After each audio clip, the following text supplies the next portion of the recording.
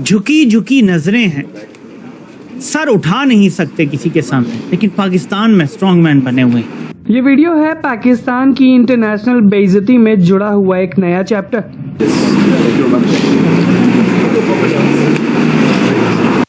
आसमान रो पड़ा है, जमीन कांप उठी है, समंदर खामोश हो गए हैं। पाकिस्तान के इंटेलिजेंस ऑफिसर ने मुझे कहा था कि इंडिया के साथ आलमी ताकतें खड़ी हैं और खड़ी रहेंगी, क्योंकि इंडिया बहुत बड़ी मंडी है और ये दुनिया की सबसे बड़ी मंडी बनने जा रही है। ये एक वजह है, तो हमारा मुकाबला बड़ा मुश्किल है इनके साथ। बस अब इन्होंने अपने कानून को अपलिफ्ट करके रखा। अब सोचा ये आता कि जितना गंद है वो वेस्ट में चला गया, क्योंकि इन्होंने घुसने नहीं दिया। मिडिल ईस्ट ने घुसने नहीं दिया, वो मिडिल ईस्ट को बाईपास करके सारे का सारा अमेरिका और यूरोप में घुस चुका है। बदतरीन जो मुआशी बुहरान है, ये कब तक है कुछ पता नहीं, इससे निकलेंगे कैसे कोई पता नहीं, और कोई रोड मैप, कोई विजन, कोई प्लान, कोई पता नहीं। मुनाफिक हो गए, और ये जब तक हम मुनाफिक और बेईमानी नहीं छोड़ेंगे और अपनी नीयतें साफ नहीं करेंगे, आप पाकिस्तान को आगे नहीं ले जा सकते। मैं आपको बता रहा हूं, जो मर्जी आप कर लें। इनकी आनियां जानियां चेक करें, ऐसे लगता है कि अभी अभी फतह करके आए हैं मोहतरम, और झंडे गाड़ के आए हैं, और ये अपने सूट शूट टाई शाई ठीक कर रहे हैं। और ये देखें जरा, ये वॉके हैं इनकी। और यहाँ पर पाकिस्तान की तरफ से एंट्री लेने पहुँचते हैं पाकिस्तान आर्मी के chief field marshal Asim Munir, लेकिन उनके साथ आगे जो हुआ उसने सोशल मीडिया पर पाकिस्तान की मिट्टी पलीत कर दी। को रूबियो जो है सेक्रेटरी ऑफ स्टेट, उसके हाथ चेक करें, दोनों को हाथ रख के शाबाशी दी जा रही है। और आप जरा गुलामाना शक्ल चेक करें आसिम मुनीर। पाकिस्तान कहाँ फाल करता है? जो इंतहाई करप्ट मुल्क होते हैं उनका स्कोर है 20 से 29, तो पाकिस्तान वहां है। ये जो निगरान हुकूमतें हैं जिनकी दुबई लगी हुई है, लॉटरी लगी हुई है कि यानी अभी 3 महीने के लिए आए थे, वो माशाल्लाह 6 महीने और आगे भी इनके चांस लग रहे हैं।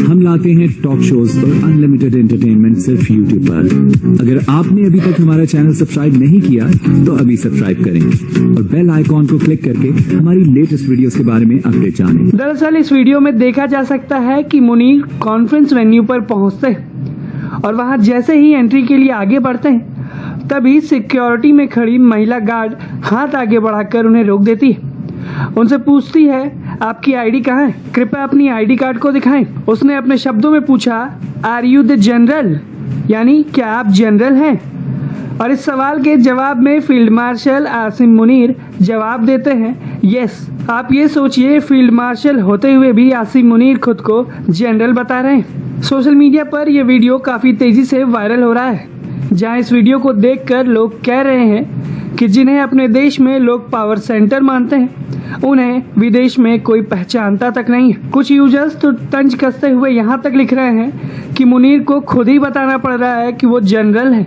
इनकी आनियां जानियां चेक करें, ऐसे लगता है कि अभी अभी फतह करके आए हैं मोहतरम, और झंडे गाड़ के आए हैं, और ये अपने सूट शूट टाई शाई ठीक कर रहे हैं। और ये देखें जरा, ये वॉके हैं इनकी। अब किया क्या है आपको ये भी बताता हूं। ये मुलाकातें हो रही हैं, और ये शहबाज शरीफ हर जगह पे फील्ड मार्शल के भी हाथ पकड़ पकड़ के आगे लोगों से तारुफ करवा रहा है, और एहसासे कमतरी का शिकार ये लोग। ये देखें जरा, ये सऊदी अरब के फॉरेन मिनिस्टर हैं जिनसे गले मिल रहे हैं फील्ड मार्शल साहब। अब हुआ क्या है नाज़रीन? हुआ कुछ इस तरह है कि शहबाज शरीफ पहुंचते हैं दस्तखत करने के लिए ट्रंप के so called board of peace में। ये भी आप देखेंगे कि ये शहबाज शरीफ को डॉक्यूमेंट्स ला के दिए जाएंगे। फिर मैं आपको बताता हूं कि इसमें हुआ क्या है, कंपनी का बयानिया क्या है, गेम क्या डाली जा रही है, आगे क्या होने वाला है, और जैरेड कुशनर का मुकम्मल मंसूबा क्या है। ये शहबाज शरीफ कान में कुछ लगे हुए हैं, ट्रंप को कुछ बता रहे हैं, और ये देखें बड़ी शाबाशी मिली है। ये देखें, वेल डन वेल डन। लेकिन इसके बाद शहबाज शरीफ कहेगा, आपका जो असल फेवरेट है ना, वो बैठा हुआ है क्राउड में। कहेगा, अच्छा वो कहाँ बैठा? कहता वो देखें, वो बैठा हुआ है, वो देखें। कहता किधर? वो देखें। अच्छा वो बैठा हुआ है, अच्छा अच्छा, हाँ हाँ वो बैठा हुआ है, ये बिल्कुल देखें जरा। तो यहां पे भी पॉलिश कर गया कि कहीं फील्ड मार्शल बुरा ना मना जाए, तो मैं ट्रंप से हाथ मिलाते हैं उससे कह दूं उधर भी जरा इशारा कर दें। वो मिनिस्टर साहब ने इस किस्म का असेसमेंट किया है हमारी इकोनॉमी पे, और जब पता चलता है कि वो इंचार्ज हैं तो बड़ी अफसोस हो रही है अपने मुल्क के लिए। देखिए सीधी सादी बात है, हम कैसे जिंदा रह रहे हैं आपको पता है? हम कर्ज ले रहे हैं कर्ज फेंटने के लिए? नो, हम कर्ज ले रहे हैं इंटरेस्ट कर्जों पे फेंटने के लिए। You understand? We are not taking money to repay loans, but the interest on loans. For every $100 जो पाकिस्तान का रेवेन्यू है, हम कर्ज लेते हैं $200। और आपका जो फॉरेन डेट है, I hate to tell you, it's 280 billion. आप कभी नहीं दे सकते, कभी नहीं दे सकते। अच्छा, अब आप बताएं, यू आर लिविंग आपका day to day expenditures partly by the on what? वो जो कर्ज आप चीन और सऊदियों से लिया है, उसके सूद पे आप रह रहे हैं। ये है आपकी स्पेंडिंग मनी। उन लोग पैसे रखते हैं हमारे बैंक्स में, सूद जो आपको देना है ना, उस पे आप रह रहे हैं। अब सर्कुलर डेट जो है पाकिस्तान का, एक नया डेफिनेशन एक्वायर किया है। अच्छा, ये नहीं है कि वी विल टेक और पे, नहीं, इट इज कि हम लेंगे नहीं मगर फिर भी देंगे। In other words, we will take nothing and we will pay. अब आप सोचिए, 40 मिलियन यूनिट्स ऑफ इलेक्ट्रिसिटी हमने कहा है दुनिया को, हम इतने इंडस्ट्रियलाइज हो गए, देखिए तो सही, 40 मिलियन यूनिट्स हमारी रिक्वायरमेंट है। आपको पता है कि आपकी ऑफ टेक क्या है? ओनली 15।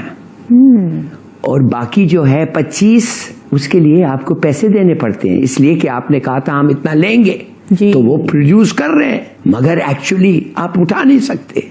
फैक्ट्री को चलाना आजकल इट्स बिकम अनप्रॉफिटेबल। तो क्या हुआ? इन्वेस्टर्स जो हैं वो स्टॉक्स और शेयर्स पे आ गए। आप टैक्स करते हैं गैस और इलेक्ट्रिसिटी को। सोचिए एक मिनट के लिए, द वेरी आइटम्स जिसकी जरूरत है आपको अपने एक्सपोर्ट्स मैन्युफैक्चर के लिए, उसका टैक्स आप 1% पर ईयर बढ़ा रहे हैं। उसका नतीजा क्या है कि आपके एक्सपोर्ट्स इतने महंगे हो गए हैं कि बिकते नहीं है।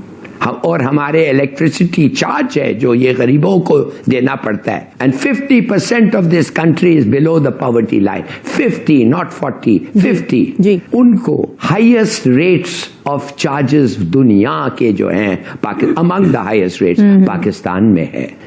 एक और चीज आपको मैं बताता हूँ, ये कहते हैं कि वो हमारे हाईली स्किल्ड लेबर जा रहे हैं बाहर। पहले तो ये जाते थे बाहर, बिल्कुल सही है, अकेले जाते थे, अब फैमिलीज को ले जा रहे हैं। अच्छा, हम कहते हैं हमारे रेमिटेंसेस 30 बिलियन, 32 बिलियन, 34 बिलियन हो गए।